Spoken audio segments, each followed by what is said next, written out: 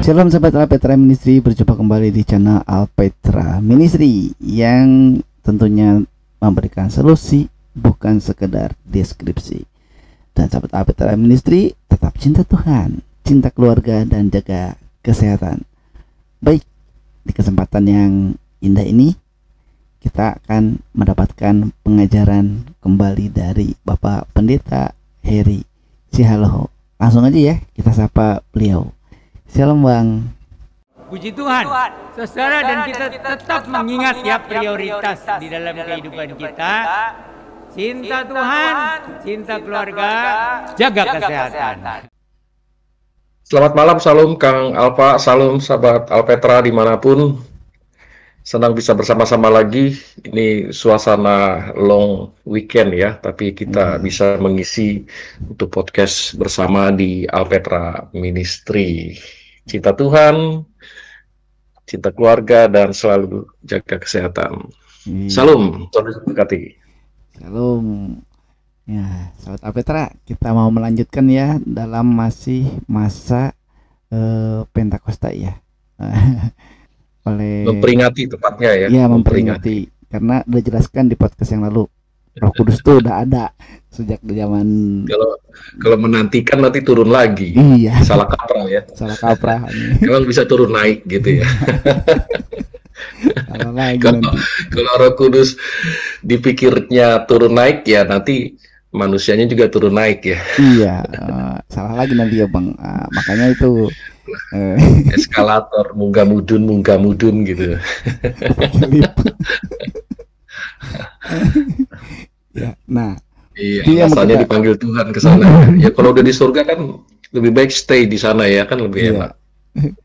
Iya gitu. Nah, sebelum kita masuk ke 1 Korintus 14 ya, di kesempatan malam ini kita bahas, kita mau bahas dulu tentang berdoa ya Bang, di masa memperingati Pentakosta ini.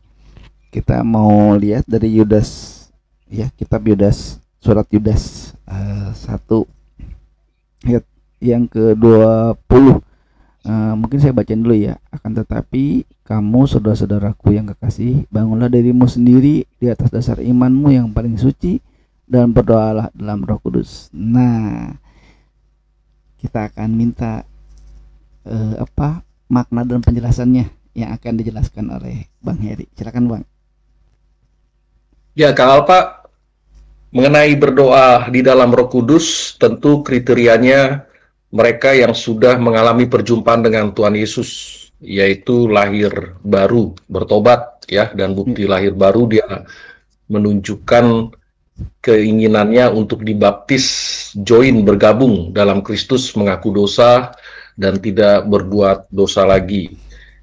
Lalu apa itu berdoa dalam Roh Kudus? Roh Kudus yang tinggal di hati orang percaya ini selamanya, yaitu kita. Di sanalah kita tidak berhenti memohon, berdoa, sekalipun dalam kondisi lemah tubuh atau dalam kondisi terkapar ya, atau mungkin kita beristirahat, karena dalam Roma 8 ayat 26 sampai 27 di sana disebutkan Roh itu membantu kita dalam kelemahan.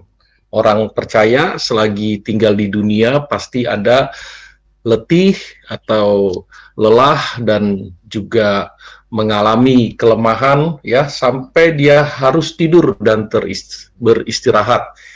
Dan bukti Roh Kudus dalam dirinya tidak keluar masuk, atau Roh Kudusnya ikut tertidur. Ngapain coba tertidur ya? Seperti itu. Karena Roh Kudus yang dia undang ya, ketika dia percaya kepada Kristus, Roh itu masuk dalam dirinya, dan Roh itu terus-menerus tidak pernah tertidur, tidak pernah keluar masuk, tapi melindungi dan menjaga kita. Roh santet, black magic, atau apapun perdukunan yang mencoba mengganggu kita, karena hidup kita sepenuhnya sudah diserahkan kepada Tuhan Yesus dan dimateraikan statusnya, status anak Allah, statusnya anak raja, statusnya diberi kuasa, Yohanes 1 ayat 12 ya, dan kuasa itu lebih besar dibandingkan yang ada di bumi ini. Iya. Dan pada saat kita tertidur, kita tetap terjaga oleh roh itu, ya, roh yang lebih besar, 1 Yohanes 4 ayat 4, dan juga roh itu menaungi, melindungi, ya, dari jarak jauh, jarak dekat, orang mau menyerang kita dengan magis, ya, tetap tidak berdaya kuasa apapun, karena roh itu lebih besar. Lalu roh itu juga menuntun kita untuk terus berjaga di dalam doa, ya. Tadi saya menyebutnya bahwa Roh Kudus senantiasa menjaga sekalipun kita dalam keadaan kelemahan, ya, atau dalam keadaan terkapar. Nah, roh itu sendiri berdoa untuk kita kepada Allah dalam Roma 8 ayat 26, ya. Di sana disebutkan dalam konteks atau kriteria orang yang sudah lahir baru. Di luar itu tidak bisa, ya. Itu sebabnya kenapa ada orang kesurupan, kenapa ada orang kesantet, kenapa ada orang mati karena didukunin, karena belum mengundang Yesus dalam hatinya. Nah, ini kesempatan dalam memperingati pencurahan Roh Kudus, ya. Momentum ini buka hati, percaya Kristus, dan hidup baru terus-menerus supaya kita terjaga di dalam doa. Saya kira gitu ya, Kang Alfa, ya. Ya. Nah, wah, ini luar biasa ya penjelasannya dari surat Yudas 1 ayat 20 dari Bang Heri ya. Saya kira sahabat APTA sangat memahami ya, pasti memahami. Karena sederhana banget ya, nggak jelimet-jelimet lah gitu. Kan ada yang bilang kalau channel ini saya kurang ngerti, yang itu kan ngerti. Kalau di APTA Ministry sederhana ya, terima kasih ya. Wah, berarti banyak yang diberkati ya di channel APTA Ministry ini. Nah, kita lanjutkan Bang, berkaitan dengan karunia roh ya, dan juga dengan berdoa dalam roh ini. Kalau kita bicara tentang karunia Roh Kudus, tentang berdoa dalam roh, kita akan mendasarinya dari 1 Korintus 14 ayat 1 sampai 25 ya. Nah, semoga Sobat Apetra Ya, sempat betul. buka Alkitab nih. Lagi nonton ini silakan ya. Kita biar bisa baca sama-sama ya. Dari 1 Korintus 14 ayat 1 sampai 25. Ya, kita langsung aja nih. Dari ayat yang pertama, kejarlah kasih itu dan usahakanlah dirimu memperoleh karunia-karunia roh, terutama karunia untuk bernubuat. Nah, ini Bang, ditegaskan lagi Bang. Waktu di podcast kita yang lalu, Abang juga menekankan karunia untuk bernubuat itu lebih penting ya Bang. Ya, dalam konteks Alkitab belum ditulis, pada tahun 50 saat Paulus menulis surat yang pertama ini, 1 Korintus, kepada jemaat di Korintus, karunia seperti bahasa lidah, ya, saya tidak menyebut bahasa roh, karena yang diartikan secara tepat itu bahasa lidah, ya, termasuk terjemahan baru kedua ini kembali kepada bahasa lidah. Begitu juga nubuat, begitu juga mimpi, begitu juga menerjemahkan karunia bahasa lidah, dan lain sebagainya. Semua itu sedang berlangsung dalam konteks itu, ya, atau situasi itu. Kenapa? Karena standar atau otoritas dari Kristen perdana pengikut Yesus, Alkitab belum dicetak, di tahun 50-an itu mereka hanya bertolak pada tulisan nabi dan tulisan rasul, ya. Kemarin saya sudah jelaskan dalam Efesus 2 ayat 20, ya, semua tulisan rasul, semua tulisan nabi bertolak kepada Yesus sebagai batu penjuru, bukan tulisan yang lain, ya. Bukan tulisan yang tidak ada hubungannya dengan murid Yesus atau nabi yang dipilih langsung oleh Allah sehingga menuliskannya dan lain sebagainya. Nah, jadi setelah Alkitab atau kanonkan tahun 397, abad keempat di Kartago, standarisasi atau otoritas itu tunggal, ya, otoritas tunggal, yaitu 66 kitab, ya, tidak boleh dilebihkan, tidak boleh dikurangi, ya. Kalau ada orang yang punya klaim dia berbahasa lidah, dia menerjemahkan, dia mendapat mimpi di era sekarang dan lain sebagainya, kita tidak mau mengatakan mengatakan itu dengan cara menghakimi, kita percaya cukup yang ada di Alkitab, ya. Karena Alkitab kanonnya sudah tertutup, ya, tidak terbuka. Kalau terbuka berarti orang masih percaya tentang wahyu atau yang disampaikan orang atau pendeta lain, ya, dan lain sebagainya. Sementara di era dulu murid dan rasul-rasul, ya, mereka lah yang meng-approve, ya, yang mengkonfirmasi bahwa itu adalah dari Tuhan. Nah, sekarang tidak ada lagi rasul, tidak ada lagi murid Yesus. Cukup Alkitab menjadi otoritas tunggal, otoritas tertinggi. Tidak boleh kata pendeta, tidak boleh kata yang lain yang punya klaim dan lain sebagainya. Itu sebabnya apa yang kita lihat fenomena terkait dengan action dari pernyataan dipenuhi Roh Kudus dan lain sebagainya, kita lihat buah Roh Kudus apakah ada di hatinya, ya, dalam hidupnya, perilaku dan juga lain sebagainya, ya, bahwa kasih tidak berkesudahan, nubuat berakhir, bahasa lidah berhenti, pengetahuan berhenti, tapi kasih dalam pasal 13 1 Korintus ayat 8, 9 dan seterusnya, kasih menjadi poin penting bagi orang yang di dalam dan beriman kepada Yesus. Di hidupnya tidak akan berakhir baik di bumi maupun di surga. Tetapi tadi nubuatan berakhir, ya. Jadi setelah kita melihat Alkitab ada di tangan kita, ya, dan abad keempat tahun 397 sudah dikanon dan di dalam era ini sudah dicetak, ya, maka itulah menjadi standar tertinggi, ya, Alkitab, otoritas tunggal, tidak ada yang lain. Kalau ada yang mengklaim, kalau ada yang mengatakan ini firman Tuhan, kalau ada yang mengatakan ini suara Roh Kudus, ya, kita hiraukan saja, karena kita tidak mau menambahkan lagi Alkitab, ya, atau pasal atau kitab, ya.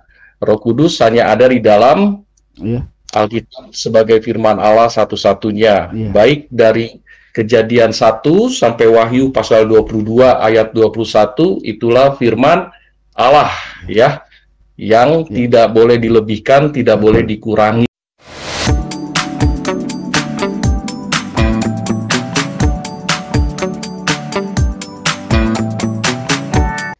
Menarik Bang, tadi Abang menekankan lagi ya bahwa nubuatan akan berakhir, tetapi nanti akan yang timbul akan selalu ada, tetap adalah kasih. Nah, ini berkaitan dengan di ayat yang akan saya bacakan dulu ya Bang ya, ayatnya ya. Siapa yang berkata-kata dengan bahasa roh tidak berkata-kata kepada manusia tetapi kepada Allah, sebab tidak ada seorang pun yang mengerti bahasanya. Oleh roh ia mengucapkan hal yang rahasia. Ayat yang ketiga, tetapi siapa yang bernubuat, ia berkata-kata kepada manusia, ia membangun, menasihati, dan menghibur. Saya lanjutin dulu ke sampai ayat 6 ya Bang ya. Siapa yang berkata-kata dengan bahasa roh, ia membangun dirinya sendiri, tetapi siapa yang bernubuat, ia membangun jemaat. Aku suka supaya kamu semua berkata-kata dengan bahasa roh, tetapi lebih daripada itu supaya kamu bernubuat. Sebab orang yang bernubuat lebih berharga daripada orang-orang yang berkata-kata dengan bahasa roh, kecuali kalau orang itu juga menafsirkannya, sehingga jemaat dapat dibangun. Jadi saudara-saudara, jika aku datang kepadamu dan berkata-kata dengan bahasa roh, apakah gunanya itu bagimu jika aku tidak menyampaikan kepadamu penyataan Allah atau pengetahuan atau nubuat atau pengajaran? Nah, ini Bang, mungkin bisa mempertegas yang tadi Abang jelaskan ya Bang, karena jadi timbul pertanyaan dari saya sendiri sih Bang. Jadi kalau gitu gimana nih Bang tentang nubuat ini, sedangkan di surat Korintus ini kan di surat Paulus kepada jemaat Korintus kan dijelaskan seperti itu Bang. Kalau bernubuat itu untuk membangun, menasihati, menghibur untuk jemaat gitu. Jadi gimana Bang? Ya, dalam teks 1 Korintus 14 tidak lepas dari pasal 13 1 Korintus, yaitu tentang kasih. Ya, tadi disebut di ayat yang ke-8 pasal 13 1 Korintus, kasih tidak berkesudahan, tapi nubuat berakhir, bahasa lidah berhenti, pengetahuan lenyap. Nah, di ayat yang ke-10, tetapi jika yang sempurna itu tiba, yang sempurna itu bentuknya neuter, ya, yaitu Alkitab, yaitu Bible yang dicetak, ya, atau yang dikanonkan. Tetapi jika yang sempurna itu tiba, maka yang tidak sempurna itu akan lenyap. Yang tidak sempurna yaitu apa atau segala yang sudah berlangsung, ya, sudah berlangsung atau sudah dikanonkan, ya, sudah ditutup, yaitu Kejadian 1 sampai Wahyu pasal 22 ayat 21, ya, yaitu Alkitab yang ada dikanonkan pada tahun 397 di Kartago yang menyempurnakan, artinya tidak lagi ada bahasa lidah, tidak ada lagi mimpi, tidak ada lagi pernyataan-pernyataan nubuat, ya, yang ada adalah 66 kitab itu yang sudah dikanonkan. Sempurna? Sempurna. Nah, kita hidup sekarang di Alkitab yang sudah tertutup kanonnya, ya, dan tidak terbuka lagi, sehingga standar atau otoritas tertinggi apa? Alkitab. Nah, ya, Alkitab. Di sana Alkitab menjadi tempat kita menaruh percaya, menaruh pengharapan, ya, mendapatkan nasihat di sana. Tidak lagi ada orang mengatakan sesuatu yang dia dapatkan dari A, B, C, D, dan lain sebagainya. Ya, karena Alkitab satu-satunya wahyu Allah, bukan lagi ada wahyu baru, bukan lagi ada pernyataan baru, tidak, ya. Karena Alkitab itu kanonnya tertutup sesuai dari ayat yang kita baca. Apakah dulu ada bahasa lidah? Ada. Apakah dulu ada nubuat? Ada. Ya, bahkan Paulus menyebut aku pun berbahasa lidah, ya, bernubuat dan lain sebagainya. Dalam konteks di mana Paulus hidup, jemaat di 1 Korintus ada, pada saat itu di tahun 50-an mereka berkata-kata dalam bahasa lidah, bernubuat dan lain sebagainya. Alkitab belum dikanon, belum ya. Pada waktu itu mereka masih mendapatkan bacaan-bacaan dari surat-surat rasul, ya. Kemarin saya bacakan dalam Roma pasal yang ke-3 ayat 2, di sana disebut banyak sekali dan di dalam segala hal, pertama-tama sebab kepada merekalah itu rasul, kepada merekalah dipercayakan firman Allah, ya. Kenapa? Karena konteks mereka masih hidup, belum pada martir, ya, jadi dipercayakan firman Allah. Contohnya tulisan-tulisan Paulus, Petrus, ya, Matius, dan tulisan-tulisan yang lainnya. Lalu ada yang menulis Judas yang tadi Kang Alpa baca, ya, ayat 1 ayat 20, berdoalah dalam Roh Kudus. Judas adalah saudara Tuhan Yesus. Tapi kenapa menjadi firman Tuhan? Karena di-approve oleh rasul, karena di backup oleh rasul. Nah, sekarang kalau kita mendengar sesuatu yang klaim-klaim dari orang yang hidup di era sekarang, siapa yang approve? Siapa yang backup itu adalah firman Allah? Siapa yang mengatakan secara konfirmasi itu adalah firman Allah? Sementara rasul-rasul udah berpergian ke surga. Ya, itu sebabnya standar tertinggi itu Alkitab. Otoritas yang tunggal itu Alkitab, tidak ada lain. Dan Alkitab cukup sebagai satu-satunya firman Allah. Tidak boleh ditambahkan, tidak boleh dikurangi, ya. Pasal 21, pasal 22 ayat 18, 19, 20 kitab Wahyu. Seperti itu, ya, Kang Alpa, ya. Ya, Bang. Nah, ini juga, ya, Bang, kalau kita lanjutkan lagi kan tadi di di depan kita udah ngomong ya bahwa kita akan menyebutnya dengan bahasa lidah gitu. Nah, kalau di ayat yang selanjutnya dari 1 Korintus 14 itu kan Paulus juga menyebutkan kalau bunyi alat musik aja ya, misalnya kecapi, suling itu bisa dibedakan, nafiri bisa dibedakan oleh orang gitu.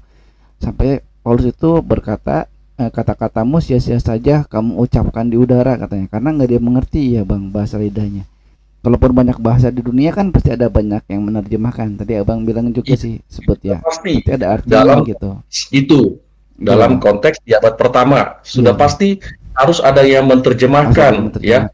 Nah di era sekarang di samping tidak ada yang menerjemahkan, juga ironis ya, siapa yang mengapprove benar, siapa yang mengatakan itu betul-betul adalah bahasa lidah, selain Rasul udah berpergian ke surga, ya. Nah, untuk mengatakan itu firman Allah kan harus Rasul. Contohnya surat Judas, surat Yakobus, ya. Lalu juga tulisan Markus berupa Injil. Siapa yang mengapprove? Petrus, pamannya, ya. Begitu juga Lukas. Siapa yang mengapprove Injilnya?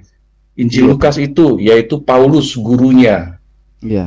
Lalu tulisannya Kisah Para Rasul. Siapa yang mengapprove itu benar adalah firman Allah, yaitu Paulus, gurunya. Nah, jadi ironis kalau ada orang yang mengklaim itu adalah firman Tuhan di era sekarang, berarti bertambah kitab menjadi 67 Kang Alfa, 68, 69. Kanonnya terbuka, sementara kanon Kristen itu ya 66. Khususnya orang yang percaya kepada Alkitab satu-satunya firman Allah 66, ya, tidak ada kanon lagi. Kalau ada kanon lagi bukti bahwa Allah itu berubah, ya. Kan Allah itu tidak berubah. Karena dalam Yohanes pasal 17 ya, ayat 17 firman Allah itu kebenaran dan kebenaran itu Yesus dan Yesus tidak berubah. Ibrani 13 ayat 8 ya, dulu, sekarang dan selamanya dia tidak berubah. Nah, kalau sekarang masih ada firman Tuhan ya, berarti tidak konsisten dong.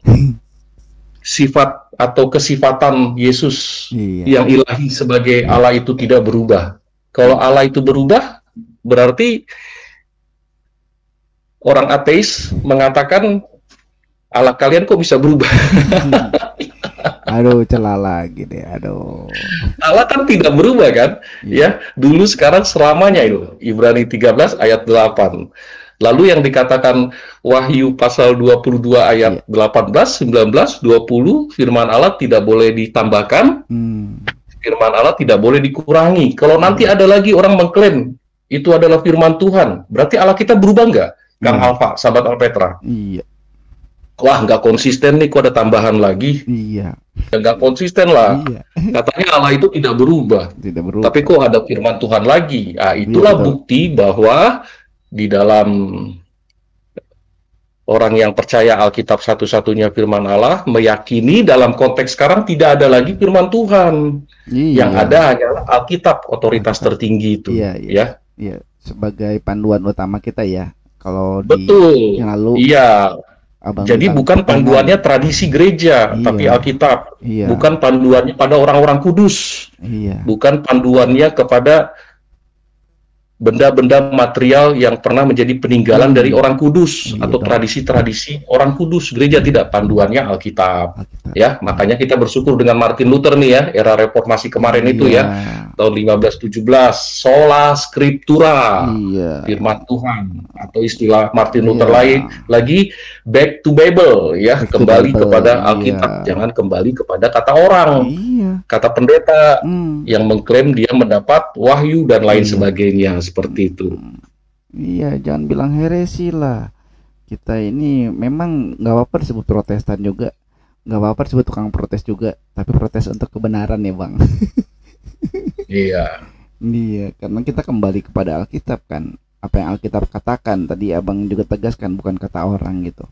Nah bang, ngomongin tentang bahasa lidah ini bang, di tentang bahasa lidah ini, saya jadi ingat waktu ada peristiwa Menara Babel, kan itu bahasa manusia jadi berbeda-beda ya bang, awal perbedaan bahasa manusia ya. Nah, ya betul. Di surat Rasul Paulus ke jemaat Korintus ini juga dia bilang kalau bahasanya beda, kamu jadi orang asing, aku jadi orang asing. Mungkin kayak gini ya bang, abang pakai bahasa Batak, saya bahasa Sunda, nggak nyambung ya bang, gitu nggak ngerti. Iya, tapi di konteks Pentakosta ya, Iya. KPR pasal 2 itu pada waktu saat di Yerusalem peristiwanya, ya saya bukan orang Sunda, tapi saya bisa berbahasa Sunda. Nah itu yang bener begitu bahasa ya. bedanya ya bang ya, Yang itu. disebut seno glolalia ya. Oh. Iya, Kang Alfa bukan bahasa Batak, tapi Kang Alfa berbahasa Batak. Nah, begitu juga Wih. ada orang yang ngumpul di Yerusalem dari Arab, ya, Iya, dia berbahasa Sion atau berbahasa Ibrani, ya, Oh. seperti itu.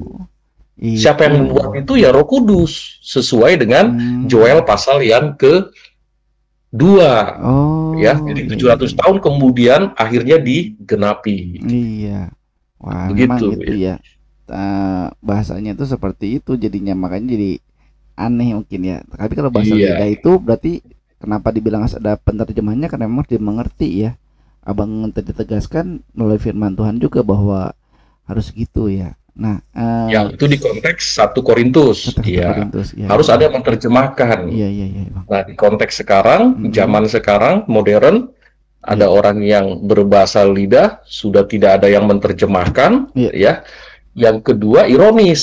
Nah, begitu ya. Iya. Seperti itu. Iya. Siapa yang mengklaim kalau itu betul berbahasa lidah? Satu. Yang kedua, siapa yang mengkonfirmasi kalau itu adalah dari Tuhan? Iya. Ya, sementara standar Alkitab sudah di kanon di abad ke-4. Iya. Ini Bang, kita lanjut lagi nih Bang. Masih berkaitan terus nih Bang ya, pembahasan kita Bang. Nah, ini kalau di ayat 12 ya Bang, 1 Korintus 14 ayat 12 Bang. Demikian pula dengan kamu memang berusaha untuk memperoleh karunia roh. Tetapi lebih daripada itu, hendaklah kamu berusaha mempergunakannya untuk membangun jemaat. Nah, ini Bang mungkin menegaskan kembali yang di podcast kita yang lalu ya Bang ya. Kita harus kita berusaha untuk memperoleh karunia roh gitu. Karunia roh. Nah, ini hendaklah kamu berusaha mempergunakannya untuk membangun jemaat. Ini maksudnya dalam arti apa Bang? Membangun iman jemaat gitu ya Bang ya, kerohanian jemaat ya.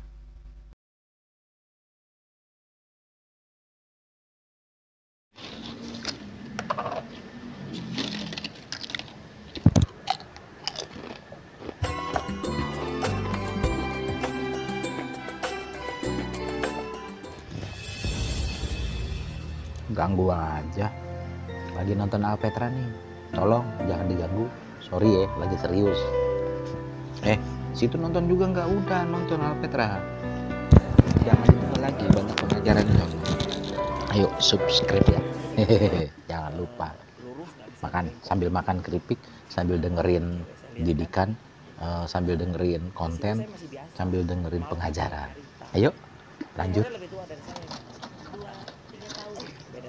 Jadi di situ saya kenal itu doang, karena dibawa sama. Berarti untuk orang lain gitu. Kalau kita bisa punya karunia roh, berarti itu untuk orang lain.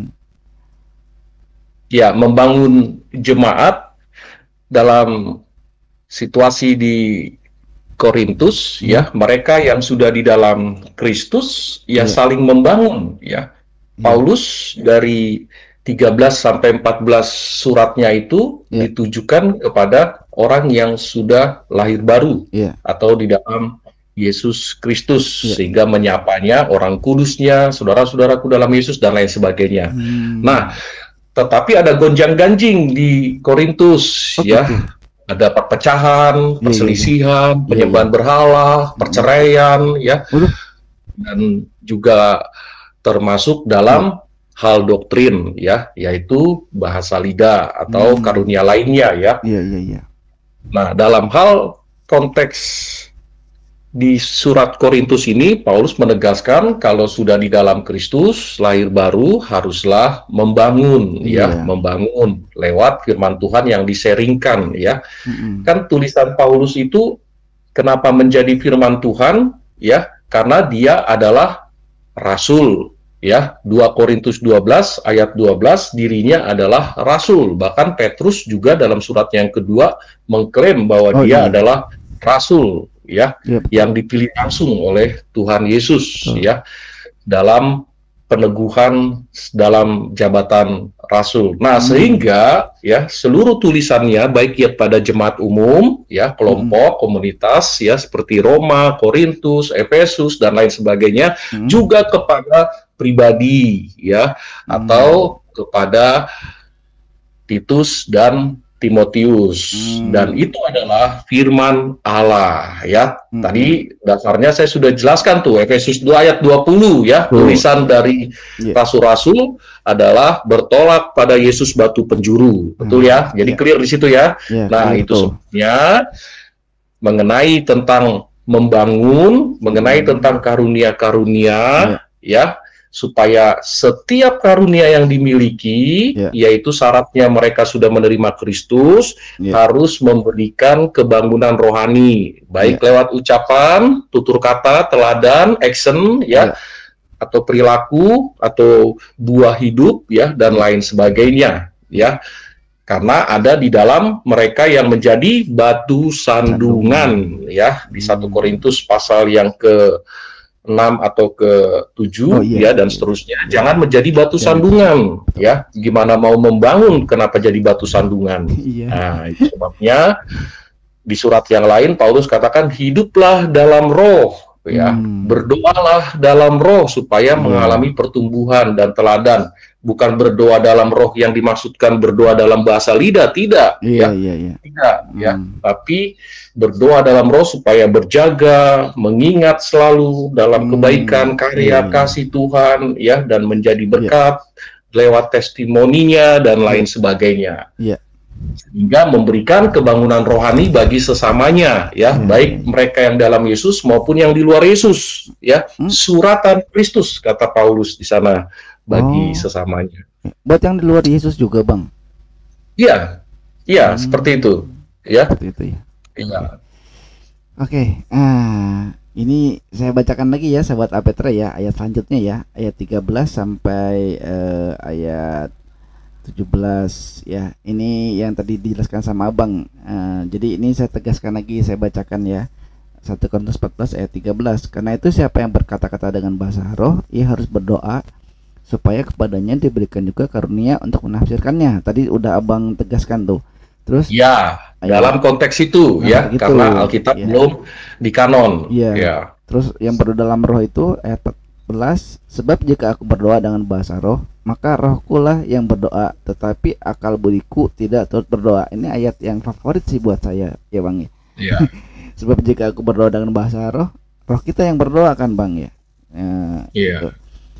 Lalu ayat 15, jadi apakah yang harus kubuat? Aku akan berdoa dengan rohku, tetapi aku akan berdoa juga dengan akal budiku. Aku akan menyanyi dan memuji dengan rohku, tetapi aku akan menyanyi dan memuji juga dengan akal budiku. Sebab jika engkau mengucap syukur dengan rohmu saja, bagaimanakah orang biasa yang hadir sebagai pendengar dapat mengatakan amin atas pengucapan syukurmu? Bukankah ia tidak tahu apa yang engkau katakan?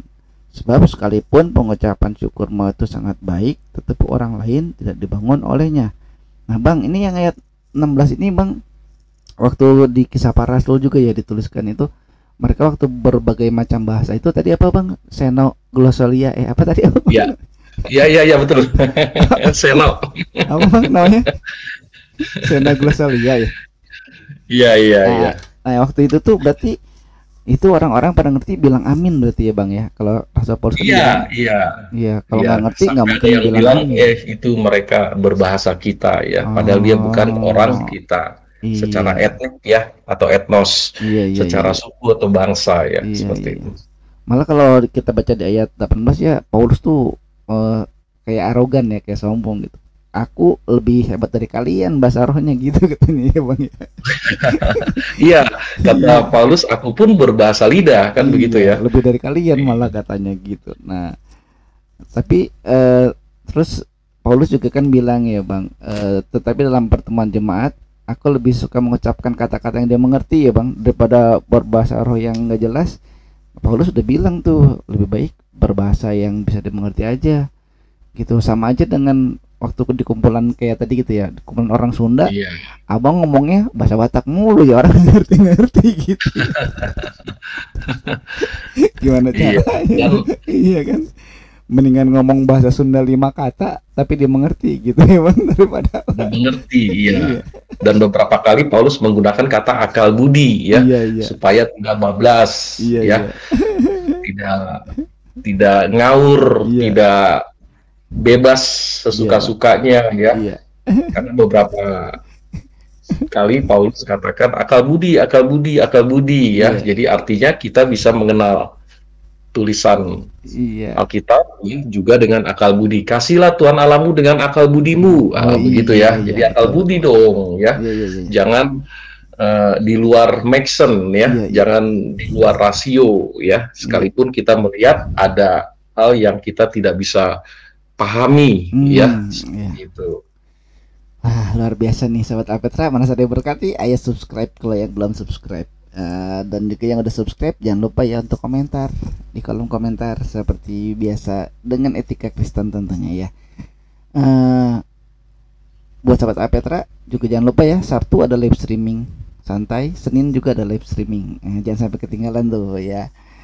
Oke bang, lanjut bang. Bang, ini di pasal 14 ini bang, ada satu ayat yang selalu bikin saya tuh nggak ngerti bang. Itu di ayat 20 bang.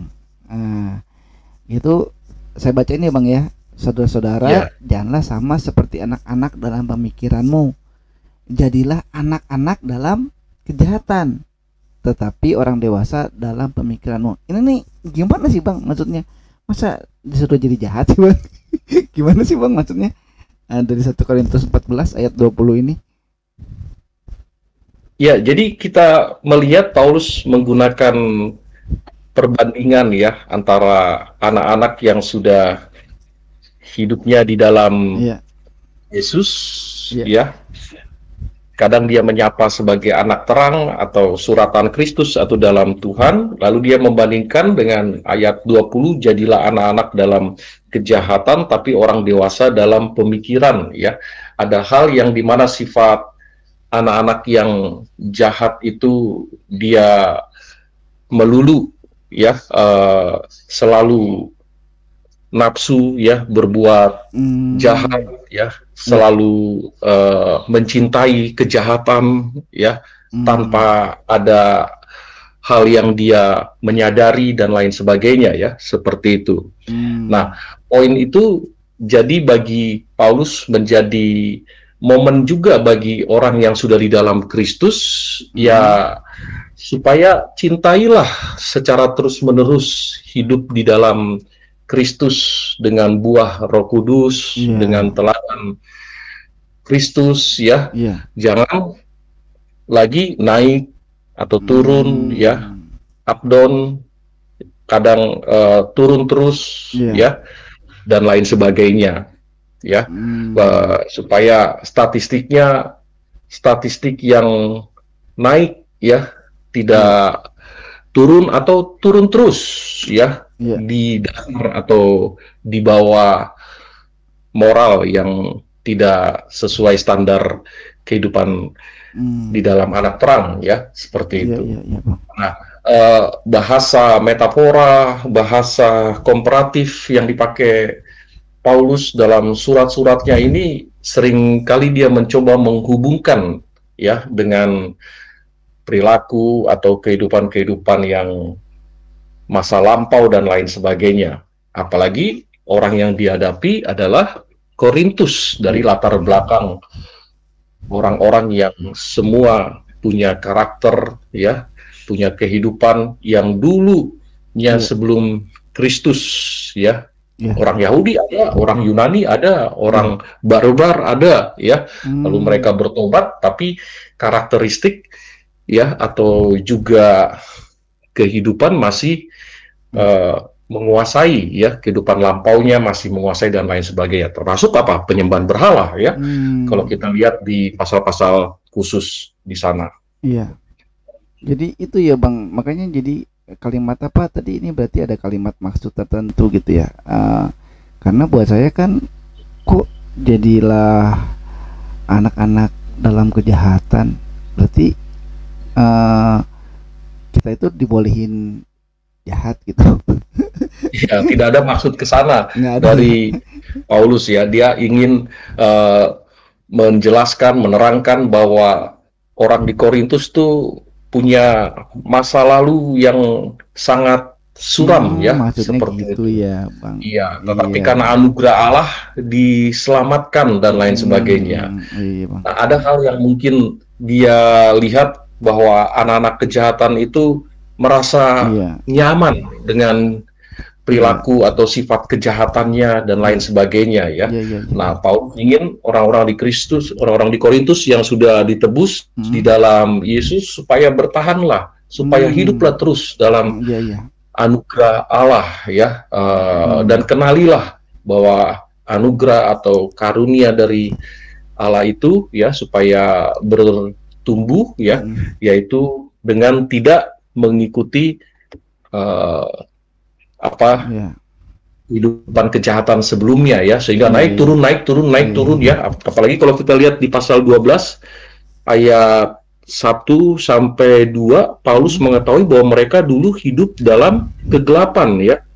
Sekarang tentang karunia-karunia roh, aku mau saudaramu supaya kamu mengetahui kebenarannya. Nah, inilah latar belakang kebenaran dari Korintus di pasal 12 ayat 2. Kamu tahu bahwa pada waktu kamu masih belum mengenal Allah, kamu tanpa berpikir ditarik kepada berhala-berhala yang bisu ya. Jadi ada kemungkinan kenapa mereka arogan dan suka sekali berbahasa lidah ya, karena dulu mereka suka mantra-mantra mungkin ya.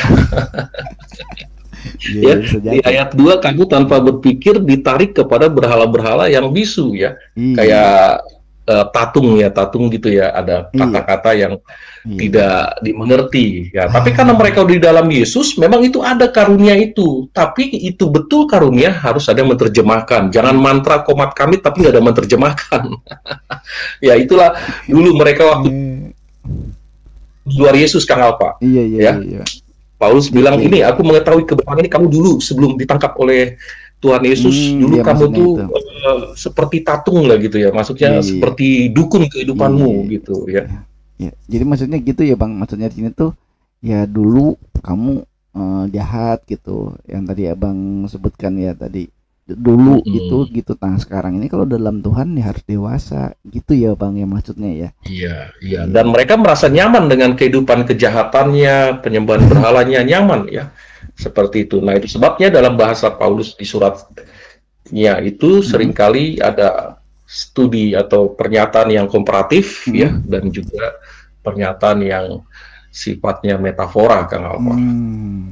Tapi bukan berarti menggiring orang yang sudah dalam Yesus untuk hidup berlaku anak-anak jahat ya. Iya, jangan lagi kan, maksudnya jangan lagi gitu. Karena kan dibilangnya tetapi harus dalam pemikirannya berubah tentunya ya, tidak jahat lagi gitu. Masa udah dalam Tuhan sudah LB? Iya, sudah LB. Bukan luas bangunan LB, bukan. Atau luar biasa, tapi lahir baru. Iya. Wah, ini luar biasa sekali nih penjelasan kita ya. Nah kan sahabat Apetra, seperti yang saya bilang waktu di podcast sebelumnya kan, kita bahas bahasa rohnya 1 Korintus 14 ini tidak cukup dengan waktu yang sedikit, dan ini sudah panjang lebar dan sangat jelas sekali tadi diterangkan oleh Bapak Pendeta Heri. Bang, seperti biasa menutup perjumpaan kita, closing statement dari Bang Heri. Baik sahabat Alpetra, kita masih hidup di dunia ini, roh yang kita tinggali yaitu roh juga yang ada di dalam hati kita, roh Kristus ya, dan sampai Maranatha dia menyertai dan melindungi kita.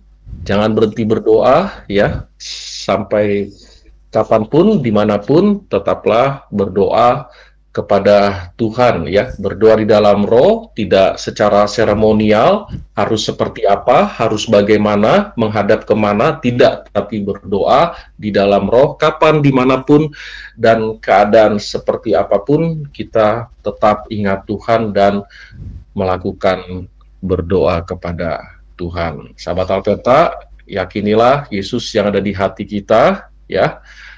Yesus yang sudah memateraikan hidup kita, tidak lagi kita melakukan dosa. Karena Roh Kudus, Ya. selain dia menginstruksikan, dia juga menjadi perantara buat kita. Tuhan Yesus memberkati. Yesus memberkati. Baik Sobat Petra Ministry, salam cinta Tuhan, cinta keluarga, jaga kesehatan, shalom, maranatha. Maranatha. Terima kasih Bang. Sama-sama. Sahabat Alpetra.